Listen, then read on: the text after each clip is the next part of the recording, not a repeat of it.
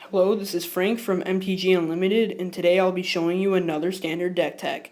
Today I'll be showing you a Junk Constellation deck for Journey Into Nyx Standard.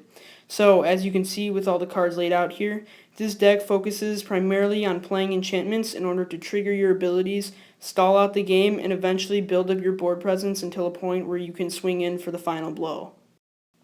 So, let's get into cards here. Up first, you can see Ethereal Armor. It's our first one-drop enchantment. It gives equipped creature first strike and +1/+1 equal to the number of enchantments you control.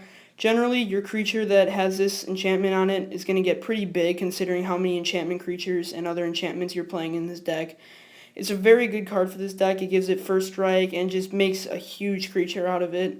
However, I'm only playing it as a 2-of since it's fairly easy to be removed by things like Detention Sphere and Banishing Light and also Abrupt Decay. Overall, it's a great card. I would recommend playing it as a 2-of.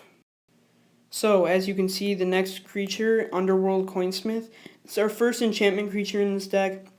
His Constellation ability is very good. It lets you gain a ton of life as all your enchantments begin to enter the battlefield. Also, his ability lets you pay one and your opponent loses one as well. Considering how much life you're going to be gaining with this guy, it's really no big deal that you're going to be paying one and you're just going to end up draining your opponent's life total very quickly. He's very good as a 3-of in this deck. He's fairly inconsistent and easy to remove. That's the only reason I'm not playing the full set. The next card you'll see is Brain Maggot. He's another enchantment creature that is really good for this deck. He's turn 2 for early disruption. He's really good. He's kind of an alternative to Thoughtseize. You're not losing any life, and you get to take a card out of their hand and exile it. However, the only problem is that they can easily remove your Brain Maggot with something like a Banishing Light or Detention Sphere or something along those lines. However, he is really good right off the bat to play and then see their hand, and then you get to help disrupt it. I think is really good as a 4-of in this deck just because his disruption, and it also gets their Banishing Lights out quickly and makes it so that your bigger, more important creatures can enter the battlefield without any problems. The next card you'll see is a 2-mana removal spell. It's Abrupt Decay. This is pretty much a staple in every format from Legacy to Modern and Standard as well. It really takes out a lot of things in the format from Banishing Lights to Detention Spheres to Brain Maggots. It's just a great removal spell overall. Can take out anything from creatures to enchantments and artifacts out. Just really good. I'd recommend playing it only as a 2-of just because it's fairly situational, and against the bigger, more aggressive decks, you're not really going to want to take out a lot of things just because they're generally playing small creatures. And also against the more mid-range decks with Jund or Gruul, there's really not a ton that you'll be able to take out with this, so I'd recommend playing 2 in the main board and 2 in the sideboard. The next card you'll see is Karametra's Favor. This is another enchantment that's also pretty good in this deck. He triggers all your other constellation cards, which really helps. His main ability that we're going to be focusing on, though, is the mana fixing. Since we're playing a 3-color deck, there's a possibility that you might not get all the lands that you need. So this guy really helps to make sure that you do, and that you're able to play all the spells that you need to. Also, his other ability that lets you draw a card is decent. It's not great, but the extra card draw can help you a lot. The next card you'll see is Grim Guardian. He's a 3-drop, 1/4 with Constellation. His Constellation ability isn't too good, but the extra life drain on your opponent does help a lot, especially considering you're going to be playing tons of enchantments on turn 3 or later. This guy also, he's a 1/4, so he can block a lot of the aggro creatures in the format. Really stalls out the game against aggro decks. He's just a great card overall for you. I'd recommend playing him as a 4-of. The next card you'll see is Gift of Immortality. This is also a great card for this deck. The enchantment again triggers the Constellation abilities, and also its ability is really good for this deck, especially since we're focusing on triggering enchantments when they enter the battlefield. So when enchanted creature dies, you get to return it to the battlefield next turn, re-trigger all your Constellation abilities that are on the field, and then this guy comes out again and re-triggers all the constellations again. So it's just a great card overall. I'd recommend playing it as a 2-of just because it is fairly inconsistent and easy to remove for control decks, but overall another decent card for this deck. The next card you'll see is Crewfix's Insight. This guy's got a pretty good ability. He lets you cycle through your deck, find any enchantments, and put them into your hand. However, it's not great just because you're not putting them onto the battlefield, and he's pretty slow because you still have to pay the mana cost for all of those enchantments. However, he is still pretty good. He lets you draw into things that you need and other abilities that you can play and trigger to help you win. I only recommend playing him as a one-of just because he is so slow in the format. The next card you'll see is Banishing Light. This is a staple in Journey Into Nyx Standard right now. It's a great removal spell from Journey Into Nyx. Pretty much removes anything from the field, including planeswalkers, enchantments, artifacts, creatures. Just a great removal spell overall. There's not much else to say, but I recommend playing it as a 2-of and sideboarding the other 2, just because it is fairly easy to remove, and it only works against certain decks.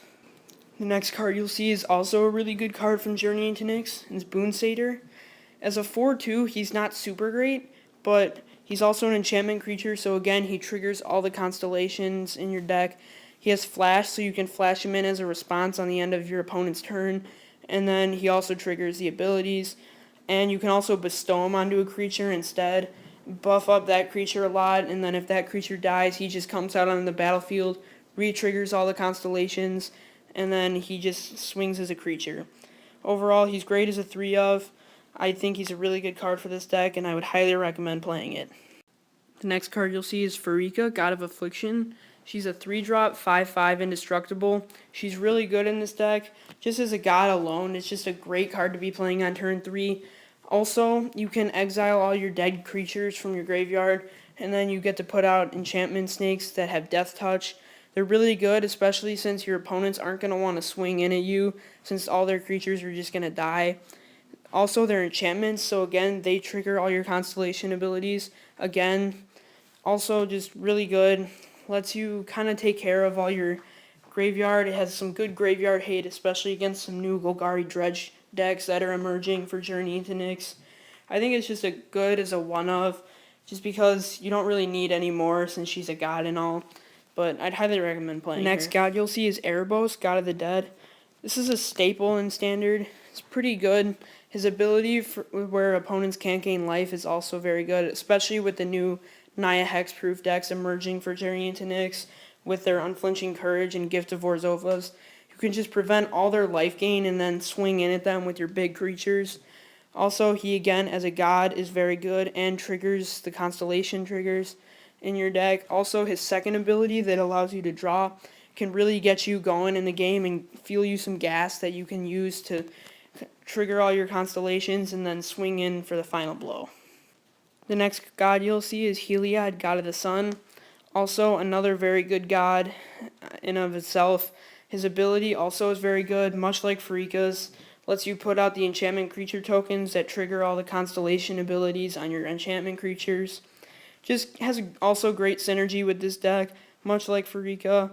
I'd recommend playing all the gods as a 1-of, just because there's a lot of god removal now with Banishing Light, Brain Maggot, and Deicide. There's not really much else to say, but I recommend playing all the gods as a 1-of. This is another really good card for this deck, Eidolon of Blossoms. This deck was featured in Nam Sung's Junk Constellation Deck in Pro Tour Journey Into Nyx. It's a very good card for this deck. This constellation ability really helps you draw into other enchantment creatures you need. The draw power is just insane for this deck, especially when you have multiple of these guys out. I recommend playing him as a 3-of. You don't need a ton of draw power, but every little bit helps. The next card you'll see is Reaper of the Wilds. This card was also featured in Namsung's deck. Just a great card overall. A 4-drop 4/5 is pretty beefy on its own. Can block a lot of things in the format. Also, his abilities to let you give him Death Touch and Hexproof are also really good. Most removal can get through to him except for Supreme Verdict. And also the Death Touch prevents their creatures from attacking you because they don't want their creatures to die.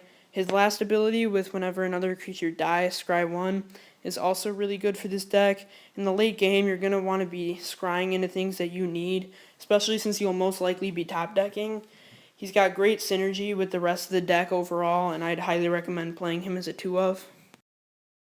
The next card you'll see is Skybind. As a 5-drop removal spell, it's not really good. Also, most people don't really like its ability, but in this deck, however, it's very good. You can use it on your opponent's creatures to remove them and then swing in for a ton of damage, or you can just use it on your own creatures and then keep bouncing them back into play and re-triggering all your Constellation triggers. He's really good overall. However, it's not super great. He's very slow, and just as a removal spell, it's not that great. But I'd recommend playing it as a 2-of just because in this deck it does have great synergy. The next card you'll see is Sphere of Safety. Another enchantment. This is a very good enchantment. It makes it so your opponents can't really block. It's really good against aggro decks, especially since they're generally not going to be able to pay the mana to attack you with all their creatures. It really stalls the game out against the aggro decks. However, against control, mono black, and other decks of that sort, it's not that great, especially with all the removal like Abrupt Decay and Banishing Light and whatnot. I'd recommend playing it as just a 1-of just because of this, and it's also pretty slow. But when you do get it out in the right opponents, it's just really stalls out the game and lets you win. The last card you'll see is Armada Wurm.